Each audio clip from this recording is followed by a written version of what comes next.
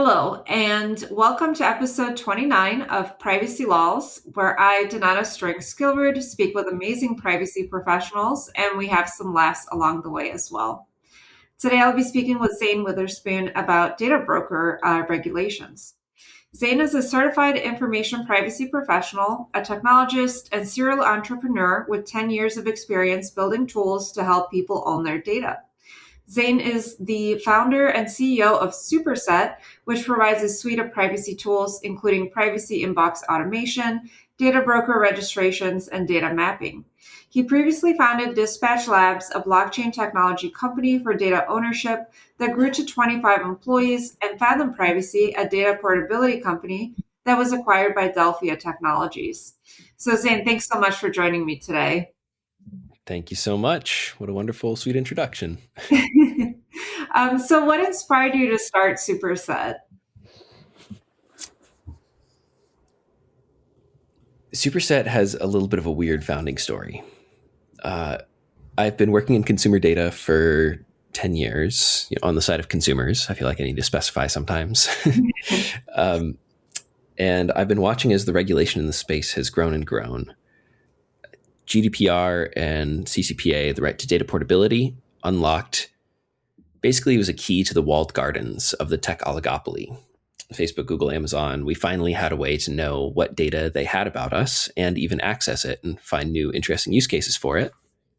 And that was the foundation of my last business, Fathom. We ended up getting acquired by a hedge fund, Delphia Technologies, which had a really cool sort of data to dollars equation of data contributors can move over their shopping, their browsing, their activity data into this hedge fund. The hedge fund then gets an edge to be able to make good investments, and they can return shares of the hedge fund to the data contributors. So it was a really cool data monetization opportunity outside of the typical, sell it to advertisers again. Yeah. After the acquisition, Delphia came to me and said, hey, we've got some money set aside for a data rights initiative to give consumers confidence that we're handling their data appropriately. Would you like to take that and turn it into a new business? And so without very much, without really any planning, without much of an idea about what the problem was going to be, just knew that it had to do something with enforcing data rights and helping consumers with their data. Got some very mission-driven pre-seed capital in the door. And I started doing some exploring. I brushed up on the new state laws that had been coming out. And what really caught my attention was the Delete Act in California, how many data brokers had not registered. And sorry, this is already a long-winded answer. Now I'm finally getting to to answering your question. But at the time, there was about 400 registered. And there's experts estimate 4,000 to 5,000 data brokers in the world. I wondered why 90% of them had not registered. So that kind of inspired me to see maybe they're having trouble with it. Maybe they don't realize that they need to. I had a lot of calls with a lot of them and realized that for the most part, I'd say about 80-20, were just unaware of these laws. And another 20%, I just didn't want to follow them. I can talk on that too. But that was really kind of the initiation of the problem statement of all right, there's a lot of greenfield here for businesses that are newly regulated for the first time to get some help, make it easy to help them follow these laws. Yeah, it's very interesting, with me working in compliance as well, of how many businesses are not aware of the requirements that apply to them. And I think it really depends on the size of the business, right? Like when you're a small business, you're really focusing on your customers, on your products, on the services that you offer. As a business owner, you wear 20 different hats and you're doing 20,000 different things per day. And, when you're a compliance professional and you're like, hey, there's some stuff that applies to you that you need to comply with. They're always pretty blindsided by that if they haven't heard about it before. But I guess a good part of enforcement is that more and more businesses are becoming aware of their obligations and looking for help on how to meet those obligations. So it's always a good opportunity for compliance professionals. Most definitely. I've heard the phrase something about the wheel of law moves slowly, but it grinds fine. Yeah, it grinds exceedingly fine. Yeah, that's very true. A lot of people for like criminal convictions and things know that really well. In the sense of, it might take you a while to get caught. It might take a while for them to prove it.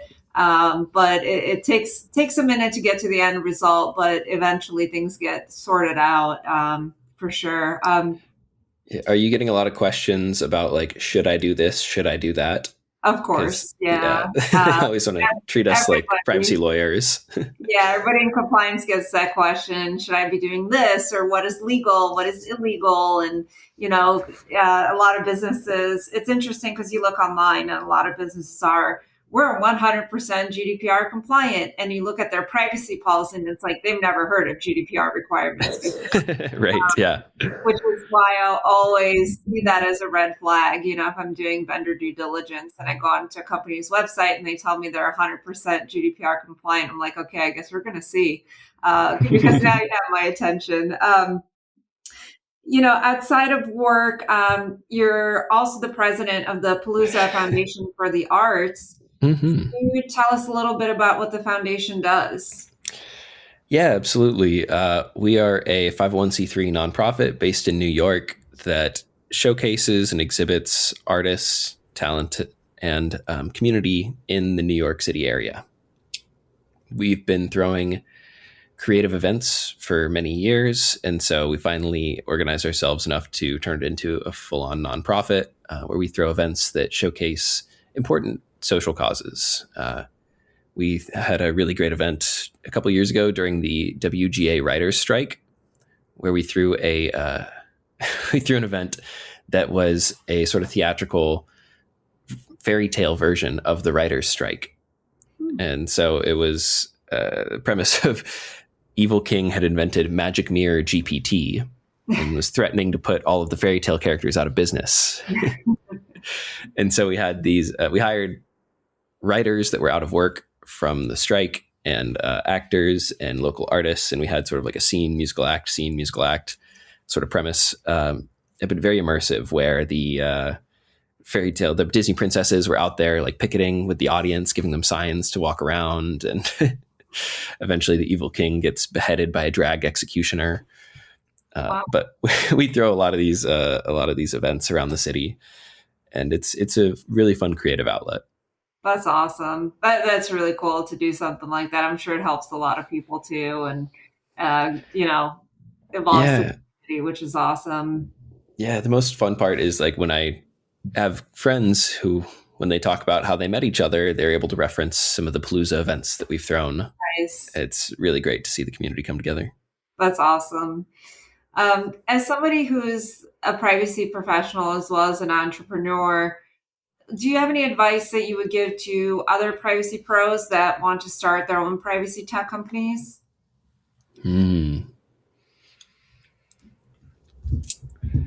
Give yourself a lot of runway, because like the law that turns slowly, so do compliance teams oftentimes.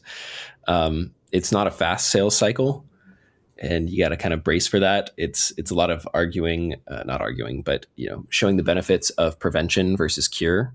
Mm-hmm. I think everybody who's sold in this space knows that it's like number 7 on everybody's priority list until the day when it suddenly becomes number 1, and they need it solved very quickly. And so it's a matter of just being out there, being prepared for those opportunities. And it's a lot of relationship building. At the end of the day, you're selling trust most of the time that you are able to solve this problem for them. And especially when it's such a high integrity, high importance problem, that relationships really matter a lot. That's what I'm finding.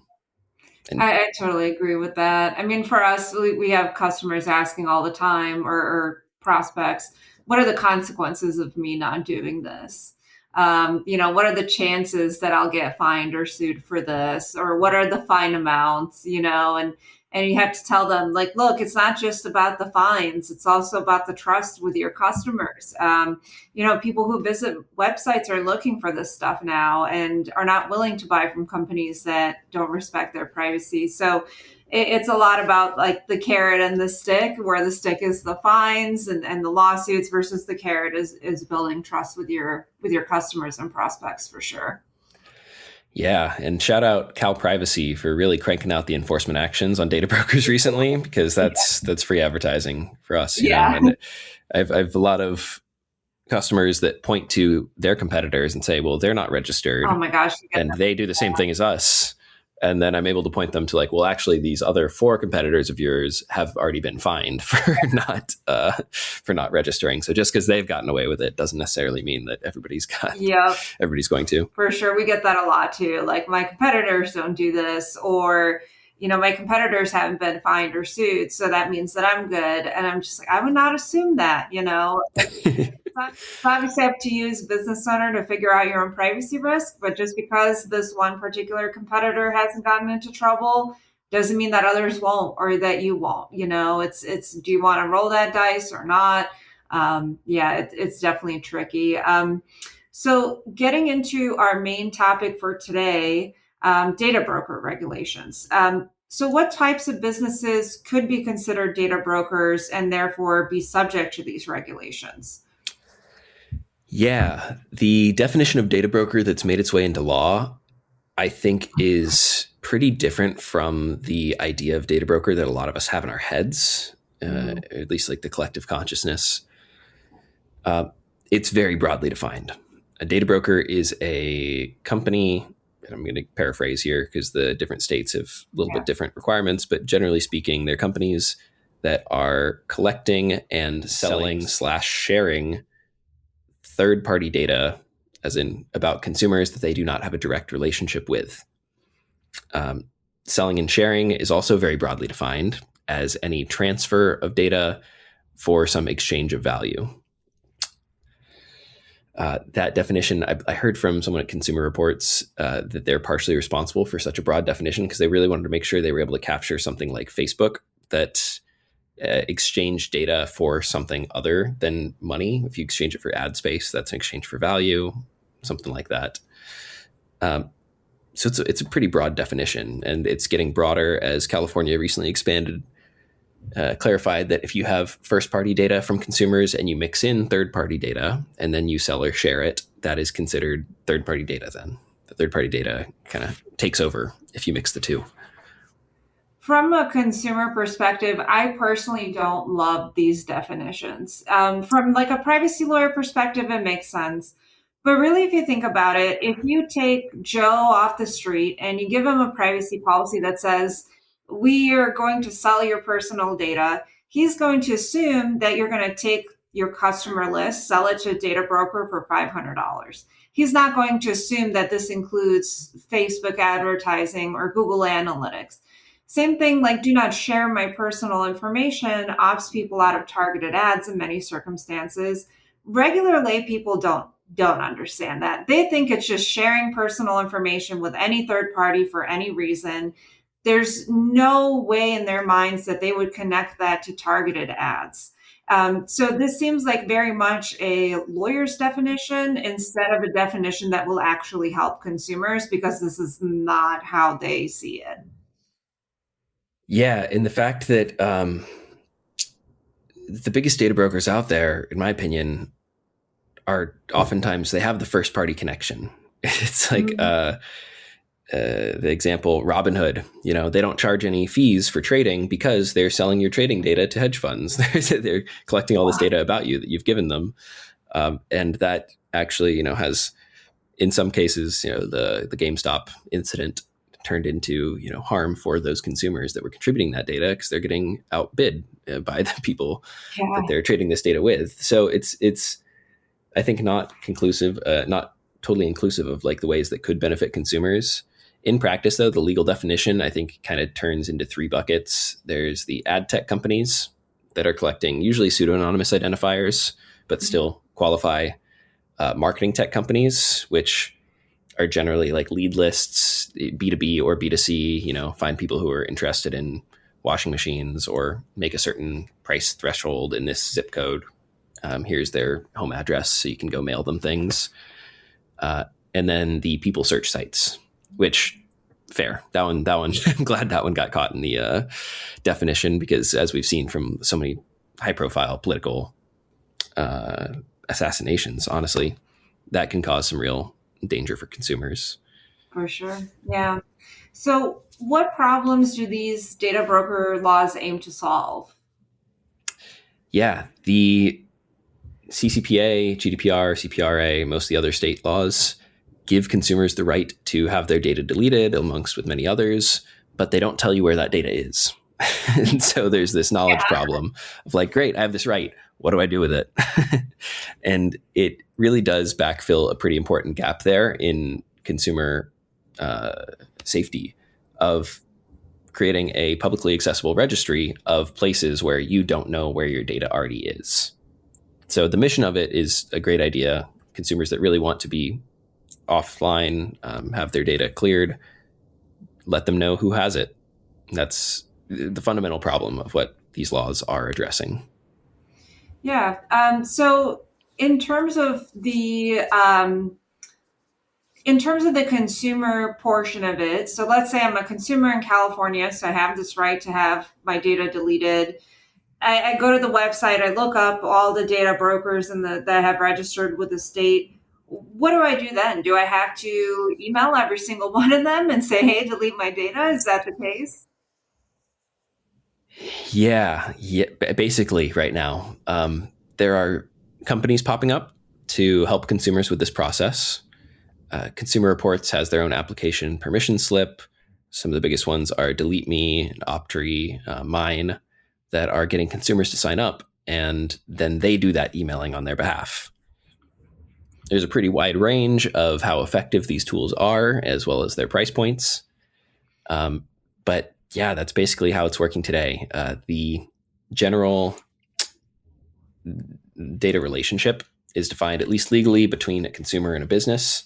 And so there's not only every consumer to every business that you need to sort of track, there's also every right between every consumer and every business. And the fact that this is happening over email primarily is crazy. It is not sustainable. This is, I think, one of the biggest challenges in the rights space today. There's way too many relationships, way too much data out there to be effectively, for email to be the mechanism for these rights forever. I know some companies and some standards bodies have started to look at what a protocol might look like for exercising these rights for us to sort of start to unify and standardize against. I think my whole business exists because of the lack of that standard. Because it's so unruly and unwieldy to manage all of these rights and all of these relationships via email that until we have a computer readable format, it's going to be a struggle to comply for businesses and consumers alike. I think from the consumer perspective, it's pretty much impossible because look, like I'm a lawyer, I reside in Illinois, so I don't have these rights at all. Let's say I were to move to a state that does provide me these rights. I have to look up this list. I have to know that I have this right. Then I have to figure out which of these companies potentially has my data. Then I have to spend, I don't know, probably weeks emailing everybody on this list. And if they don't reply to me confirming that they deleted my data, then I have to track them down, file a complaint with the state agency or attorney general or whoever, try to manage all of those complaints. And in the meantime, all my data is still being sold by half of these companies. And it's also still being sold by a bunch of companies who are not subject to these requirements. I would say that, in practice in the United States, this right doesn't exist because of the amount of time and effort that it would take to exercise this right. In Europe, it's opt in. So it makes way more sense. I can actually say, okay, I do want you to sell my data, which I'm not sure anybody would do that. But I would have to say, okay, I want you to sell my data, and I would know who the company is. I opted in, and then I can opt out. So I can have like a list of the companies that I engaged with. In the US, it's just kind of whatever, Yep. things are just happening and nobody has any control over it. So it's kind of a messed up system, I would say. I talked to people in Europe about our business, and they're like, "You have data rights in America?" And I'm like, "Hey, man, you have no idea. We're regulating things you don't even have over there." Yeah. It's getting complicated. Yeah. The opt-in versus opt-out, fundamentally is very different framework. Sure. There's a lot of philosophical and political debates on which is better. The opt-in isn't without its challenges either. There's things like self-driving cars are functionally illegal in Europe because it processes images of people's faces as it's driving down the street, and you can't get everybody to sign off on that all the time. So there's some trade-offs that I think do unlock more innovation for America. We're still very much, as you're agreeing, as I agree with you, lacking on the ability to execute on those rights in America. I am optimistic because it's gotten a lot better over the past 5 years. I think we're on a pretty decent trajectory. I do go down to DC every April and try to lobby for a federal bill. Would be great, so we can all get rights. Would be really nice. Oh my gosh, it would save me so many headaches. Yep, and that's another one that comes up with customers a lot, and they're like, well, look who's leading the country right now. We're not going to have to enforce rights in these states anytime soon. I remind them that actually, like, the two biggest enforcers of privacy laws right now are California and Texas. Texas, yeah, it's wild. It's very pretty unexpected. I did not have that on my bingo card. To be honest, I didn't either. I grew up in Texas, and so there's a little bit of, like, I don't know, just like wanting to be tough, don't mess with Texas sort of attitude that I think that they take some pride in. But it is a bipartisan issue. There's disagreements on the finer points, like the private right of action and preemption is usually the two things that block the federal law from moving forward. Yeah. The rights in America are, I hope we get there. It's getting better, especially seeing that list populated from the now 500. It's already grown a lot since we started, but we're still a ways away from the 4,000. If you are really in need of privacy, then there are higher tier services that do a lot of that follow-up for you. They've got really great systems that make sure and double check on these data brokers to make sure that data is not available online, which is unfortunately expensive. It's kind of only accessible to people in positions of power, CEOs, people in high-risk jobs. But at least now that is kind of possible in a way that it wasn't 5-10 years ago. That's true. We are moving forward at a snail's pace, but we are moving forward. So looking at this from the data broker's perspective, what does the process of registering look like for a data broker? The registrations are often a very similar form to being a registered electrician or plumber in a lot of these websites, depending on which state and which department in that state is running these registrations. But overall, it's a comparable process where they require some information about the business, about the owners. They make some of that information public to consumers, and you end up on a list. Long story short, today, the 4 states are California, Texas, Vermont, and Oregon. I believe there are 7 states considering similar legislation with their own registries. Another one where federal would be really nice to have at some point, because this is just one place getting especially unruly with all these registrations. And the state fees that you have to pay every year vary. California is the highest at $6,000 a year. Oregon is technically $600 a year, but they've got a bunch of extra fees in there. If you have a DBA or if you need to register with the Secretary of State, you need to get a registered agent. So that one ends up coming closer to $900. Vermont is only $100. Texas is $300. The dates themselves are a little confusing. California is due in January, but it looks backwards. You're supposed to report on your activities the previous year. So if you were a data broker at any point in 2025, you should be registering now in January 2026. Oregon is due in December every year. Vermont is due in January every year. And Texas lets you register anytime throughout the year as soon as you start data broker activities, and you have 12 calendar months before you need to renew. So that one's kind of off cycle. It's already complicated, and it's going to get a lot more complicated as these roll out. Yeah, that's just the registration step. I have beef with the dates on privacy laws because, like, for example, response for privacy rights requests, some states are 30 days, other states are 45 days. then you can extend it by an additional 90 days, an additional 60 days. And when it comes to like writing a privacy policy that combines all these laws together, it's like, which date is it, you know? And so it ends up being, we'll respond to you within 30 to 45 days. We may extend this by 60 to 90 days, depending on what's applied to you. And it's like, come on, guys, like, at least get the numbers the same. Like, we know you're basically copying and pasting these laws and you're just changing enough stuff to make it look like you didn't copy each other's homework. Stop changing the numbers and the dates, you know, like at least keep those the same so you can keep things consistent. Well, I think the worst offender of this by far is another pseudo data brokers law, Daniel's Law out of New Jersey. This is, for anybody not familiar, a privacy law that specifically applies to people in government in New Jersey. If you're a judge, police officer, law enforcement of some kind, named after a very tragic story of a criminal showing up to a judge's house, shooting their partner and killing their teenage son, Daniel, hence the name.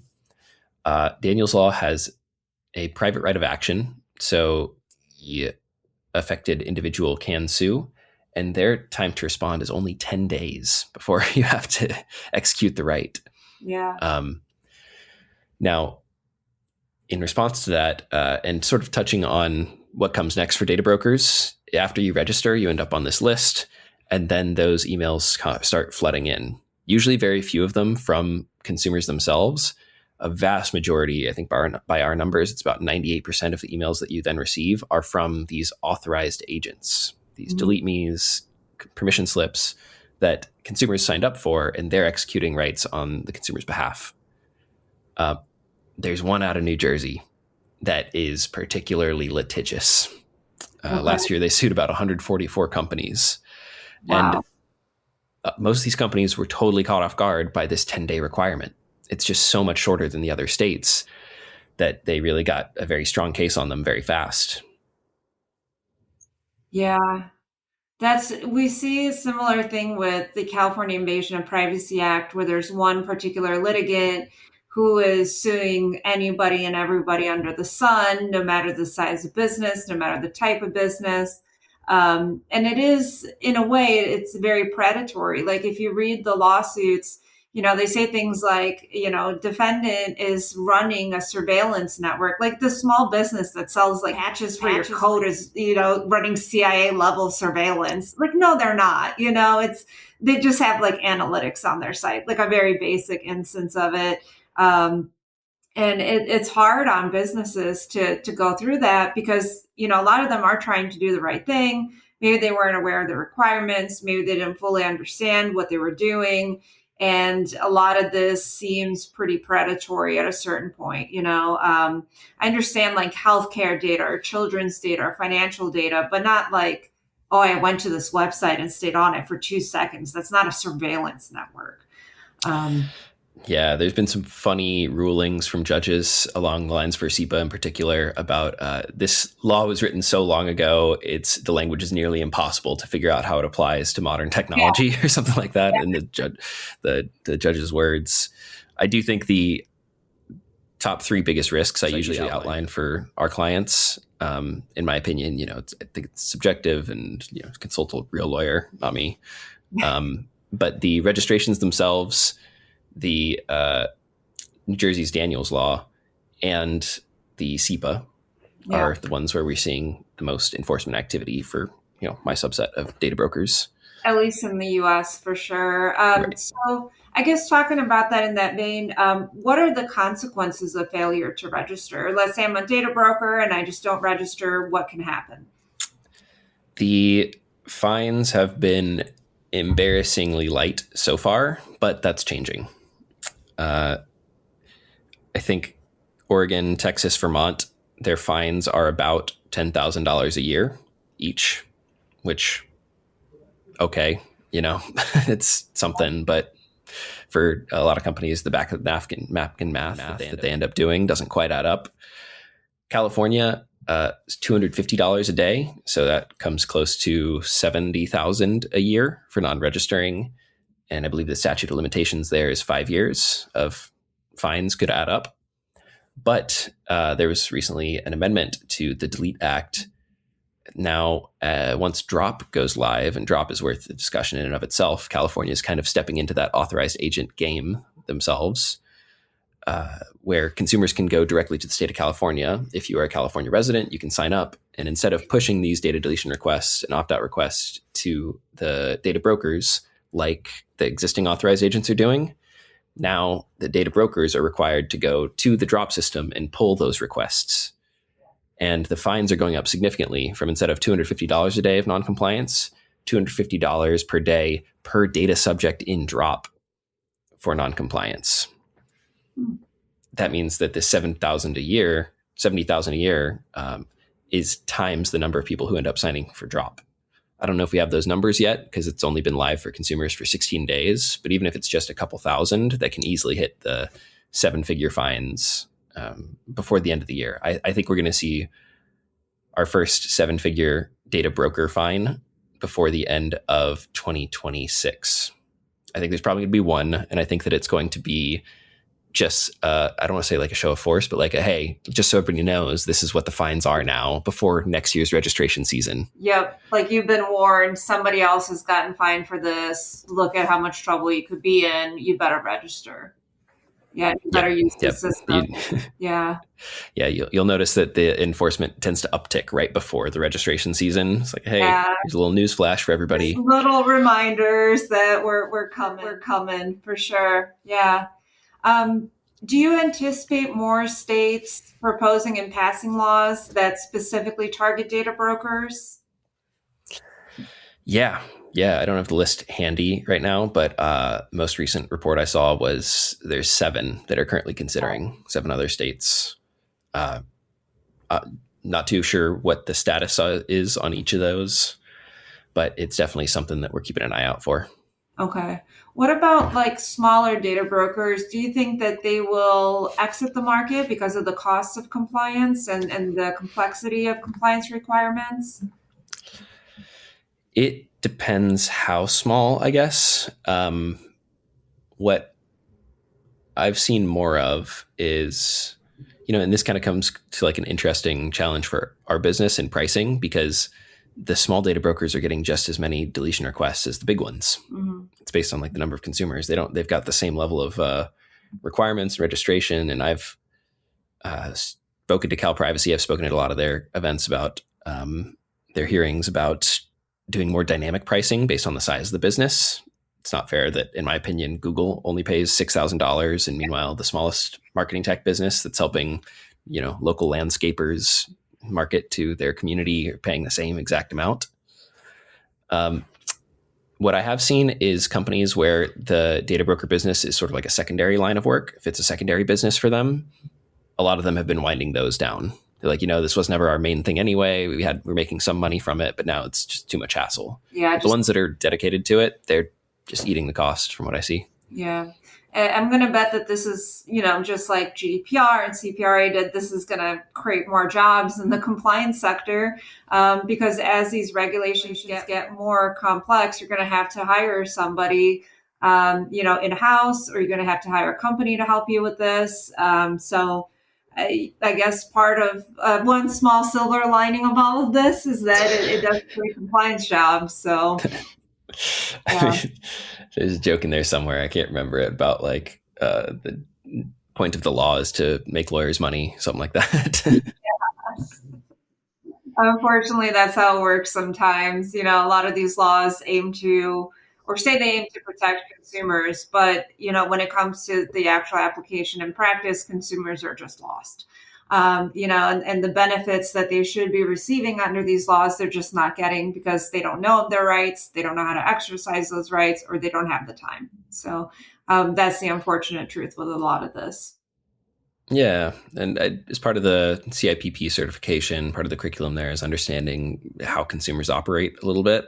And they bucket them into the privacy absolutists, the privacy pragmatists, and then the privacy, I forget the word, but they don't care so much about privacy.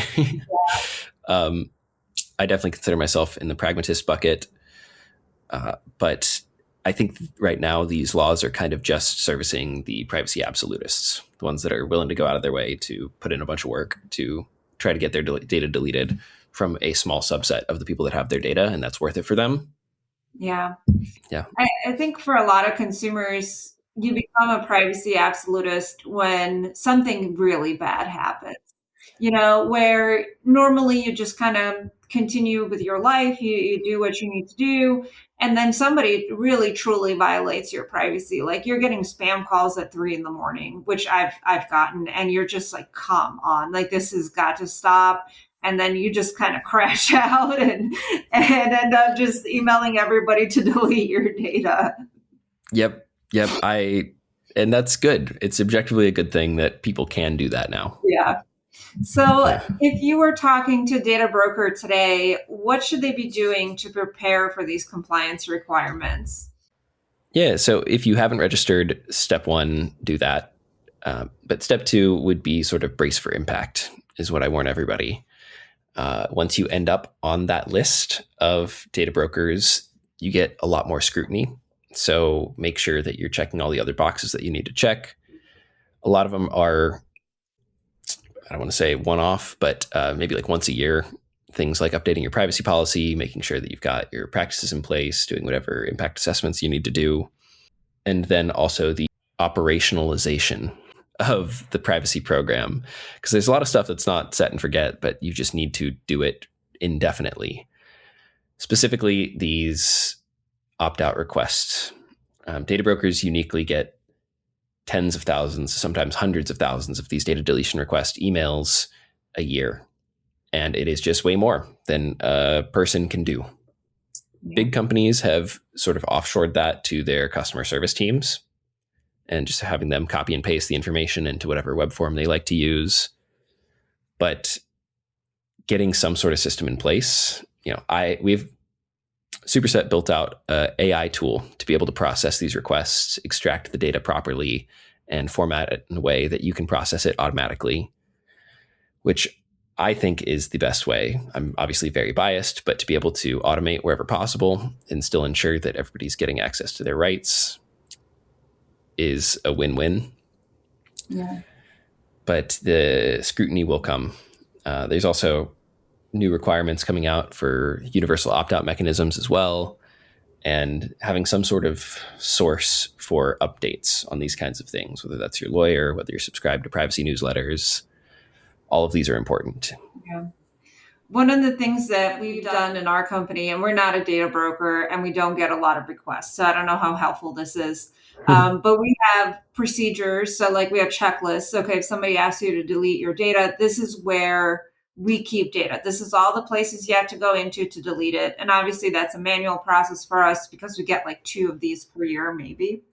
And then we also have different templated responses that you would fill in. So if somebody asked for access to data and they didn't verify their identity, this is a templated response. If they asked for deletion and you deleted it, here's the templated response. Or if they asked for correction, here's the templated response. So you have all that ready so you don't have to scramble, because once you get that request, like you said, there's only a certain amount of days in which you can respond. So the more stuff that you can have in place before you get that request so that you can adjust those templates as needed, and change them based on the circumstances, but at least you have something to work off of so that you're not just, you get the request and you're just staring at a blank page and you have no idea where your data is and you have no idea what to do. That's definitely a good place to start. So apart from this AI tool, how does your company Superset help data brokers meet their compliance obligations? To be honest, that is where at least the 80/20, probably more than that, of the value of Superset comes in, is these really high volume DSR recipients. Like I said, we started with the registrations. That was sort of our first line of business. And very quickly, our customers started telling us, like, hey, we're getting flooded. What should we do? And that sort of inspired us to build out this new technology. I don't think that AI is going to take all of our jobs, but it is really good at extracting information from bodies of text. That is one thing that LLMs really, really exceed at. And that's what's needed in the case of handling data subject requests, especially the ones that come in via email, like the recipients of registrants of data brokers are. So, I mean, I've seen the time cut down from literally full time, 40 hours a week, to less than an hour managing the ones that slip through the cracks. Wow, that's amazing. Yeah, it's night and day difference. If you don't already have that offshore team of like dozens of people to manage this. Mhm. uh, we also, generally, it's not that we do services, but help our clients stay aware of what changes are happening, changes in laws, what counts as sensitive data, what can and can't be collected across different states as that popped up, like Maryland and Oregon, geolocation data that's non-consented isn't allowed to be sold and shared anymore. So we try to provide updates as things go, and we're going to be building out the drop integration as well. California's drop system is going to have a very particular way of sharing data, and everybody's kind of wondering, like, how are they going to create this list of people who've opted out and share it with data brokers when is that those people that you want to share lists of data with, and so what they've sort of decided on is like, you tell them what identifiers you need, and they send you formatted and hashed versions of those identifiers in a particular sort of algorithmic way, which is going to be a pain. It essentially means that data brokers are going to need to format and hash every single row in all of their tables, everywhere that they've collected personally identifiable information, at least these unique identifiers like mobile advertising ID, email address, phone number, first name, last name, and several other types of data like that. So it's going to be a pretty big procedure for these companies to get compliant. And they still haven't quite released the full technical specs of what it's going to take. They've released this algorithm, which is a good start, but we still don't know how to actually connect, read, write. That'll So come we're going to be 24 hours before implementation. I've been relatively impressed with the Cal Privacy team that they have delivered the consumer-facing side on time, and that even seemed to be ready pretty well before the January 1st deadline. And in their defense, they also had these deadlines set by legislation. They didn't get to set these themselves. That's true. So I've been relatively impressed. I think that they're doing a good job given the tough requirements that they have been given. Yeah, a lot of developers are not going to be happy with having to change all those tables. I'm sure that's going to be a terrible, terrible couple weeks for them. Yeah, I'm still not totally convinced on the total value add of the drop system in the privacy world in general. There's already a lot of solutions for non-Californians that do the same thing. I support the stronger enforcement penalties that came out of this amendment, but overall, I think that there's probably higher value things that the state of California could be working on in terms of protecting privacy. I guess we'll see how it goes once it's implemented. So, final question for you: where can listeners learn more about you and your company? Yeah, absolutely. We're available at trustsuperset.com. The application is available for anybody to sign up, try it out for themselves. You can forward over some of your example emails and see how it processes. I'm also available on LinkedIn at Zane Witherspoon on every platform. I'd make it my phone number if they'd let me. Awesome. Yep. That sounds great. Cool. So thank you so much. Yeah, thanks so much for being here today and sharing your insights with us. Definitely a new frontier for a lot of businesses and a lot of new requirements to keep up with. So I appreciate you sharing this information with us today. Yep. Hopefully we can get this distributed so everybody knows what they need to do for their own business and for the consumers. Yeah, absolutely. And for our listeners, make sure to subscribe to Privacy Laws so that you don't miss our next episode.